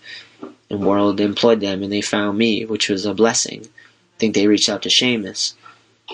And they needed a pro, and they're like, yeah, tell Shetler, like, the State of Mind part just dropped with New York. And I filmed, dude, the fucking crazy thing is I think I had like 8 minutes of footage filming for State of Mind with New York. The whole time I was on New York, we're filming for the State of Mind video.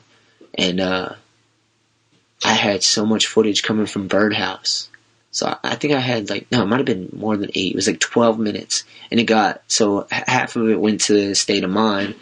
And then RB didn't use the rest of it. And I had like a fucking full video part or whatever still and more. Like, so I just started the original All I Need video.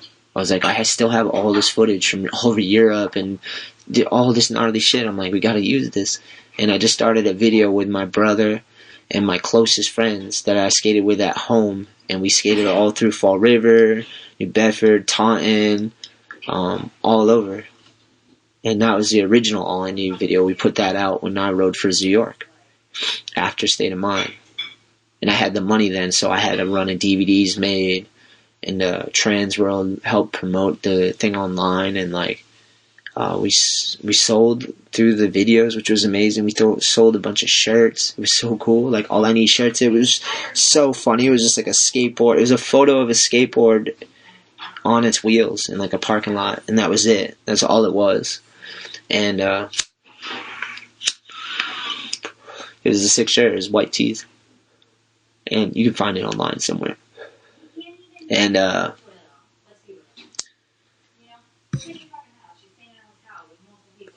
hold on real quick, I'll be right back. Alright, I'm back. Sorry. She was like, my lady was like washing dishes, and I just hear the banging in the background, so seeing if she could wash them later. Oh fuck, I completely lost my train of thought. But I was riding for New York, and wasn't getting aboard, so I guess World Industries like I was. That's where I was at. RP and Charlie, good ass dudes, man. They gave me a board. You know, they're like, yeah, come to World, dude. We'll give you a board. We're revamping our skate team. Like, we got a budget. Like, we're going to be doing trips. At this time, World Industries was, I believe it was Ronson Lambert. What up, Ronson? Cody Davis. What up, Cody? Both those dudes are phenomenal skateboarders. I don't know if you should YouTube them. Or just look them up on the gram, Instagram, or Facebook. Amazing skateboarders. Love skateboarding. Both of them love skateboarding too, which is pretty sick. Who else was on there? Timmy Knuth. What up, Timmy? Fucking insane skateboarder. I actually have a podcast with him. I have it on my desktop. I have to just rig it up and put it out. It's been a little bit because some crazy shit happened. I'll get to it later, towards the end, I guess. And Timmy, Andrew Cannon. What up, Andrew? Andrew might have actually had a little bit of getting me on World as well. I think he might have, RP and Charlie were talking to Andrew, and I think Andrew might have mentioned me as well. or either way, he was down and excited. Andrew was really excited about World. He loved World. Andrew Cannon he loved Wet Willie and Flame Boy. He got me, like, I don't know, he got me super sparked on riding for World. Yeah, Derek Fukuhara. What up, Derek? Legendary dude. Amazing skateboarder. Can't wait to have him back on the show, for sure. I'm probably going to miss out on some. I'm going to miss someone, I'm sorry. But World had a sick crew. Mendenhall, Matt Mendenhall ended up being around. Billy Davenport. What up, Billy? Fuck me, right? He used to always say that. Crack me up. I don't know if he still says it. Yeah. World was sick, man. So I got like pro boards. That was a fucking trip. It happened. Like, something I have been working for, like, my whole life. I was like, imagine having a name on a board and be part of, like, the art and, like, just part of a team and you're the pro, you know? It was cool, man. And I got a pro shoe from World as well, because they made footwear. I remember people having problems with World having footwear. Now, you look at all the brands in skateboarding right now. You still have a problem with a skateboard brand making shoes? Fuck out of here. That was the same thing with Zoo York, too. It was like, they didn't like that Zoo York made shoes of skateboarders or whatever, you know? Everybody wears fucking shoes, you know what I mean? Like, if a skateboard brand could do it, like, why not? I guess because it's not skater owned. Zoo York wasn't skater owned, I understand that. Neither is Nike, Converse, New Balance, Adidas, Puma. And this isn't political either. I like some of those brands, you know what I mean? Not all of them, but I like some of them. And they're not skater owned, you know? I don't know, I always think about money coming into skateboarding. I'm like, the money's going through skateboarding, that's awesome. If it goes to culture, skateboarding, if there's actually people that live it and love it are getting employed by these brands and making a living, like, that's amazing to me. Shit that's crazy going on with I don't want to get political. I'm trying to tell, like, this is supposed to be the self-reflection podcast, so I don't want to do this right now. But I'm not resentful at all. I think everything works out how it works out. We all play how we play, and things work out for what the best, you know? I don't think it's skaters versus something, skater owned, whatever. It's just the brand and the quality and the work ethic. And I know money on top of money makes it hard for people to compete. I understand that with the footwear stuff and all that. But with skateboarders being mad at skate brands making shoes, I don't know. Element tried to make shoes too. Habitat, remember? I don't even know if they still do. Huff makes shoes. What up? Lakai. World makes shoes now. I have a shoe with World right now. They gave me another chance, you know? Super hyped on that opportunity as well. The Shetler shoe, what up? Sorry for the plug. But I don't know, we made a certain run. We made not a small run, but like we made a good run, but not all the sizes, you know. I think it's like 8 through 11 and all the half sizes in between. And we got to move through those. And I have a team. I hook dudes up with some shoes. I'm really excited because these dudes kill it, and I can't wait to see what they create with the shoes. They're working on vlogs and videos and photos, and I want to do some trips. Maybe have another skate shoe in the line, because my shoe is the first shoe in the line, like for the new revamped World skate shoe. It's the first one, and these dudes are gonna shred it. I'm excited, man. Got sidetracked. World Industries got a pro shoe, my first one. That was awesome. It was cool to like design and see how a shoe is designed, and see how the production works, and getting the samples back and trying it on and revising it, and just seeing it drawn out seeing it from the beginning to start, and learning how all that works is like such an amazing experience for me. And I learned through all these brands, all these skateboard companies I rode for, I learned a lot about branding and about how people did it. And I learned a lot about how not to do it, or like where things didn't work and try to adjust. And like, and that it takes a lot. You're always evolving and learning and growing and trying, even as a brand, and maneuvering. It's learning how to be in the ocean and float, basically. I just learned a lot from all these companies. And a lot about relationships and how to run business and how to communicate, and I learned a lot from all. Just like I was very coherent and aware of like what was going on. I've always wanted to have my own thing and build my own thing. From the beginning, it was like that was something I always wanted to do. That first-hand experience that I was talking about, you know, like hands in the clay type thing, where you're playing in the mud and figuring it out and building from there. That was in me too. And yeah, so the world was sick, but that came to an end, as all things do.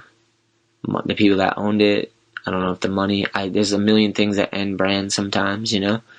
Sometimes the people that own it, they lose money, or they just change direction because they're not making enough money, or someone gets fired so the whole skate team gets canned because the dude that was in charge is gone.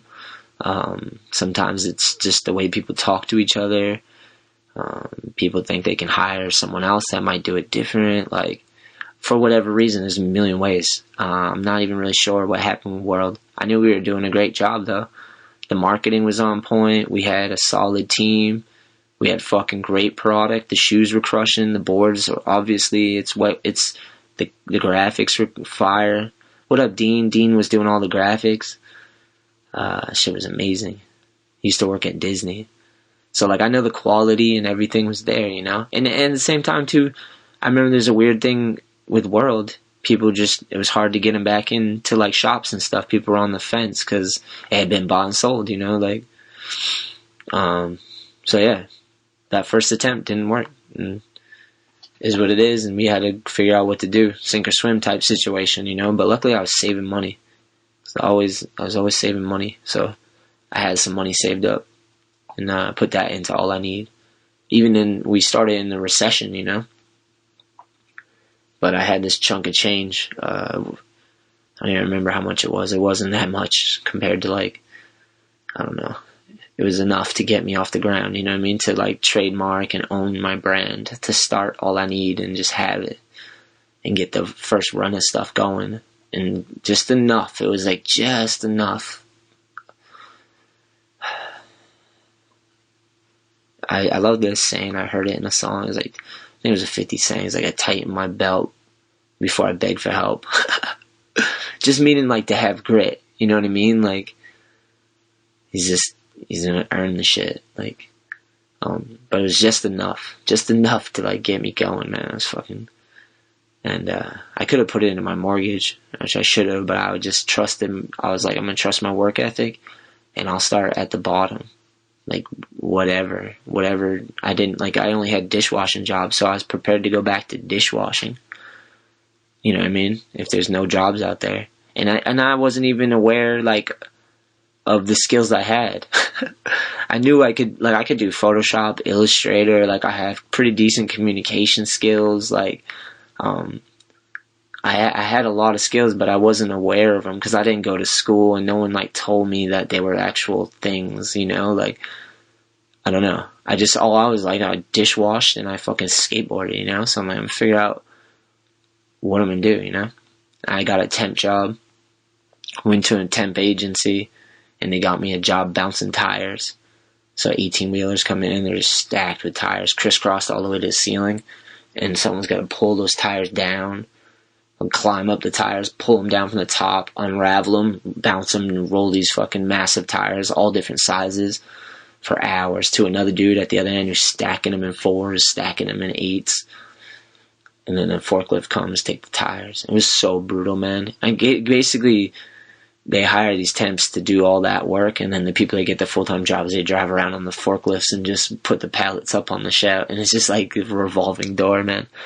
And I worked there for a couple weeks, dude. I just did it day and day, and like fucking gnarly. The dudes were like bouncing wheels at me all crazy, like hitting me in the shins, knocking me over. Dude was like doing it twice as fast, like trying to fuck me up on purpose. I don't know if they're trying to get me to quit, but I don't quit apparently at things. So I just kept doing it. They wanted me to go full time, but at this point I like smoking weed because I had vertigo for a while. When I got vertigo when I was on World. Couldn't skate for months, man. It was like 6 months of my life.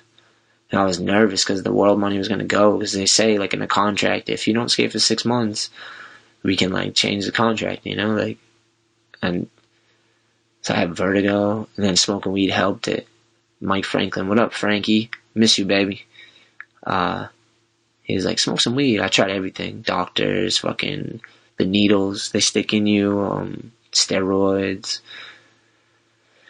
everything. They gave me everything. I tried it all and wouldn't get rid of the vertigo. It was gnarly, and I couldn't skate. And it's so funny. And I wasn't smoking weed this whole time because I'm very cheap, I guess, or not cheap, but it's a difference. See, I'm being careless with my words because I'm not cheap. I just like to save. I pick pennies up off the ground because I value money. Because people go to war and die for money. That's what we think money defines who we are. You know what I mean? Like, so I pick pennies up. If that's where we're gonna say our life is worth, are those pennies, I'm picking those pennies up. That's what I am. I don't know if that's cheap, but I don't like to spend money on. I try not to spend money on stupid shit. But there's times when you gotta spend money. You know, like I learned that. You gotta spend it on things that are gonna help your business grow. You gotta spend it on things that'll make your life easier. You know, you gotta spend it on investments and things you love. Sometimes it's just joy and an experience. With someone, you gotta spend money on that stuff. Like, I've learned how to spend money. But I don't like to just like throw it around. So maybe that's why people, or I think, I don't know, cheap, whatever. Regardless. Yeah. I don't even know where I was going. I went off on a fucking sidetrack there. But I'm riding for World. That ended. That fell apart, and I just had the money to start All I Need. And get some we started with t-shirts. That's what it was. I started getting some t-shirts going. Actually, I did it slightly before I knew World was going to end. So as I knew that was going, I started the brand. So I was still riding for World as I started All I Need. And we started with just t-shirts. And we sold a lot of shirts. I was surprised. We sold a good amount of shirts. That was awesome. I didn't have an expectation, you know? I just was like, if I could get one shop to back it and maybe carry some, that'd be so cool. And Jay, what up? Solstice carried it, and they sold some shirts for me. That was awesome. And then a couple more shops, skate shops, picked it up. All skate shops. Picked up the All I Need tees, and they actually did well, man. It was amazing to me. It was cool. And then we moved on to boards. I had a skate team the whole time. I picked like young dudes that I just liked. Just dudes that were like people that I saw skating that loved it, and I could tell they were just enjoying it, and they had, I don't know. There's certain people I see that I'm like, I just wish I could give them the shirt off my back. So I like got those dudes, and I'm like, let's do this. Let's go on skate trips. And, you know, we've been doing that with All I Need and doing skate trips and just trying to grow it and build it. And like everyone works jobs and like, you know, everyone sacrifices and makes stuff happen, you know, like we hustle to find a way to make stuff happen so we can keep it moving forward and find opportunity. And if it's not there, we try to find a way to create it, and we try to meet people and in the hopes that, you know, the inches add up. And so we do that, and it's amazing. Like, we had our second video drop, In the Trenches. I'm so proud of that one, man. We have the podcast going. We got the New England Am. We pulled off 3 years with the New England Am, and the 4th is going to be next year. That to me is crazy. And we just released today, 2016 New England Am Skate Shop Division video. It's up on ALLiNEEDSKATE right now. Crazy how many shops came. How good people are, dude. Watch that video, man. Fucking people fucking kill it, dude. It's crazy. The New England Am happened because I saw that. I was like, Skater's Edge, The Edge, in Taunton, Mass. I just saw people coming from all over, and there's so many good people, man. There's a skateboard community in New England and beyond, and I don't know, it's crazy when people come together, man. That's why I just created it. I'm like, I don't care, let's just do it. There's too many good people to not throw this. We did all the divisions, 14 and under, 15 and over, and skate shop division. And this year we even had the Snowman Bowl, which was insane. And all of them, all the divisions, killers. People showed up. It was sick, man. Yeah, check that out. I'm really hyped on that. I think we posted on Instagram as well today. Yeah, I guess we're in present day now. I'm sure I missed a million things, but it's too much, man. There's like a lot of sad, traumatic shit that could bring up. I'm really trying to get past my past so I can be where I'm at, and I'm trying not to worry too much about the future. I think about the future, but I'm trying not to stress and unnecessary worry, you know, like deal with the present moments and what I can control and be optimistic about the future. And cautious, a little cautious. Always can't hurt. So yeah, and I just put out 2 vlogs, like I was saying in the beginning of the show. And in my second vlog, I talk about my mom's thing. It literally happened while I was driving back from the skate park. I get the phone call, and yeah, it was like my sister, and she, but I didn't know it was my sister. I thought it was my niece, because my sister sounds like her daughter, you know? So I get a phone call. They call me a couple times while I'm filming in the skate park. I was filming with Gavin Nolan. What up, man? Gavin McNolan. At the edge, and my phone kept ringing. I just let it go. It was my Nana. I was like, oh, she's probably just calling to say hi. I'll call her when I get out of here. Then my sister, Heidi, and then what I thought was my niece. And I finally went outside. I'm like, I gotta check this out. My phone's blowing up. And I pick it up, and it's my, and they call, and I think it's my niece, but it's really my sister. And she's like, Mom's dead. And I'm like, this is a couple days ago. Like, we're in present time now. This is a couple days ago. And I think it's my niece, so I'm like, what, my sister? Like, what? And then the fucking phone cuts out, and I'm fucking in the parking lot, and I'm just like, I'm in that Finding Dory moment again, where the phone, I'm trying to call back, and I'm panicking, and I'm like, the world has fucking fallen out, and there's nothing. It's just lasting. This moment's lasting far too long, and it's fucking silent, and I'm panicking.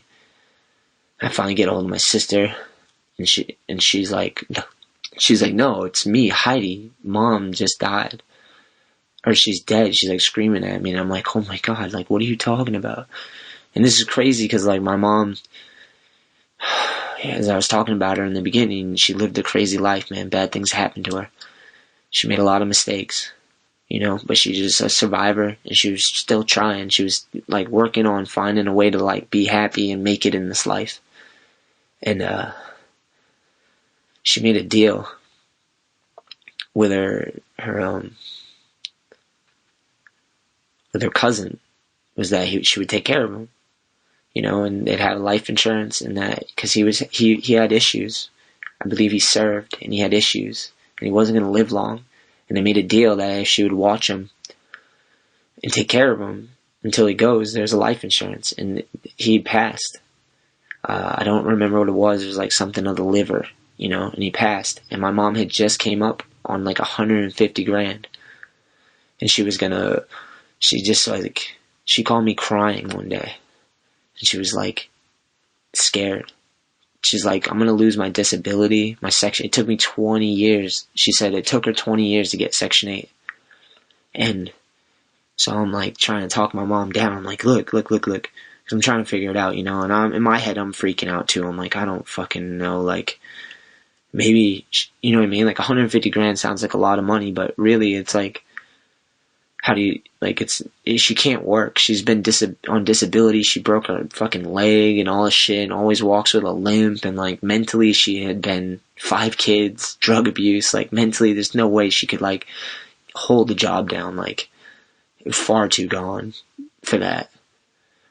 And I'm like, yeah, you could go through 150 grand quick, and you're not gonna have work. Like, you're not gonna be able to work. Like, so like, I'm freaking out. But her and my sister were like, my sister was like, yeah, let's move to Maine and buy some property with the money.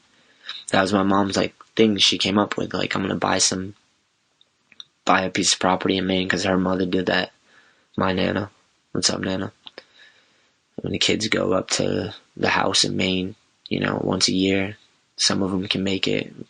Not everyone always makes it. Sometimes in the younger days, there's fights and crazy shit, but like, that's like the spot. My Nana and Bill, my grandpa Bill, they have like their plots up there and all that. So I've been going there for years. I missed years too. I didn't go certain years, but so my mom wanted to basically have that, so she had a chance. And my sister and her literally signed papers on a house, and then that call comes, and it's like, Mom's dead. Like, after, like, and that's what I've been dealing with recently. And I'm like, emotionally, like, I'm just like, I just wanted to testify today. That's why I recorded this, because it's just, I want to get that backpack of bricks off, you know? Like when I was younger, when I locked my mom in the basement with Lionel or whatever the fuck his name was, just being able to talk and get it all out and say it out loud.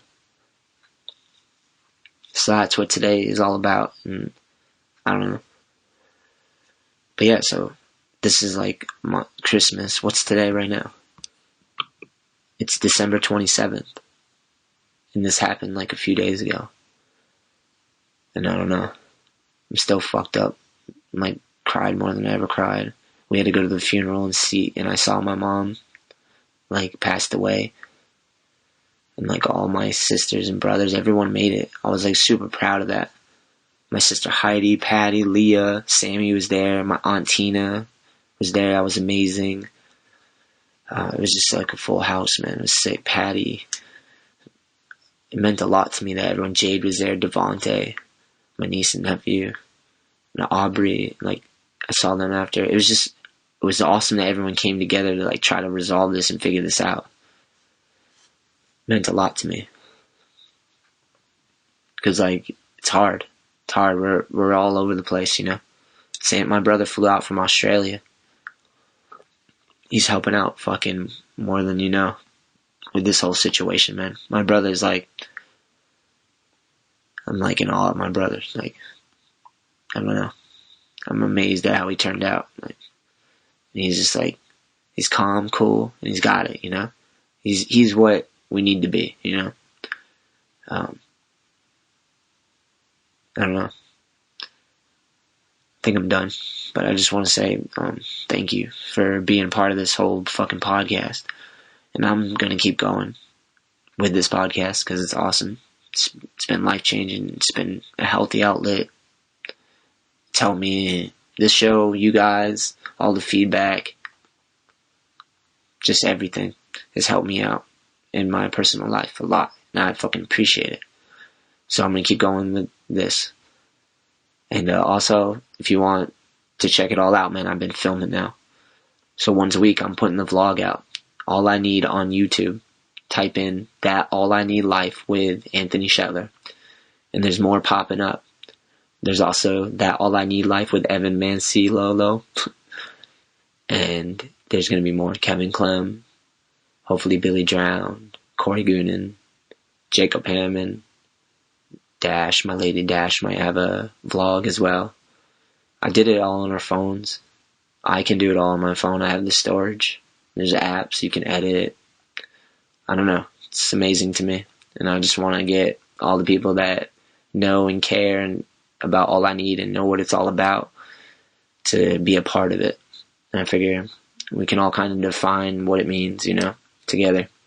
That All I Need Life. So that's coming, man. And I post all the stuff on ALLiNEEDSKATE.com as well. But if you subscribe to the YouTube channel, that'd be amazing. You're already on the podcast, so thank you. Our boards are out there, which is fucking, I'm so hyped on what we've done and what we've created. Peter James Glenn has hand-drawn original ideas and created some amazing graphics on our decks. It's been a trip, man. And we have more coming. And the apparel, I make the apparel right here in Taunton, Mass. We do all the screen printing and embroidery. I know because I work there. It's warehouse space. Like, I had hands-on, man. As close to it as you can be. And I'm proud of all the apparel we made. It's a trip learning all that. And just we have some really sick shit. I just, in the vlog, you'll see we made the coach jacket in the trenches coat jacket, which I'm really psyched on. I have to grab one for myself. What happens is I do small runs and then they go, you know? And as they go, sometimes I forget to grab something for myself, you know? So, all the stuff is like in small runs, so, yeah, check it all out. Thank you guys for everything. I don't know. Till next time, guys. Sorry for rambling. Peace. What? You're in the podcast now.